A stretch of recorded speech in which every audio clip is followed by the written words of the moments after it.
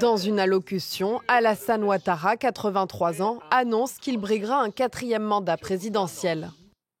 Je suis candidat parce que notre pays fait face à des défis sécuritaires, économiques et monétaires sans précédent. Une déclaration qui n'est pas une surprise. Son parti l'avait désigné candidat en juin. De son côté, l'opposition l'accuse de dérives autoritaires. Ses principaux rivaux, notamment l'ancien président Gbagbo, ont été exclus du scrutin par des décisions de justice.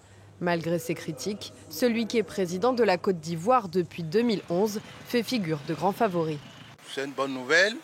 Et vu que la constitution ivoirienne autorise encore le président Ouattara à se présenter. Je crois que si la candidature de la Côte d'Ivoire, de l'Alassane Ouattara peut apporter la paix à la Côte d'Ivoire, bon, on va s'aligner. La Côte d'Ivoire est stable après avoir connu plusieurs crises.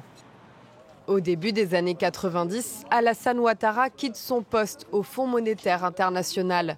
Il rentre à Yamoussoukro pour devenir Premier ministre. En 2000, sa candidature à la présidentielle est d'abord rejetée. Le pays plonge dans une longue guerre civile. En 2010, il peut enfin se présenter et l'emporte. Une victoire contestée par Laurent Gbagbo. La Côte d'Ivoire s'enfonce dans des mois de violence. Elles feront des milliers de morts et aboutiront à l'arrestation du président sortant. Je veux m'assurer que quand M. Laurent Gbagbo ne sera plus là, très prochainement j'espère, que nous allons pouvoir renouer aussi bien avec le monde bancaire international qu'avec les institutions de Bretton Woods.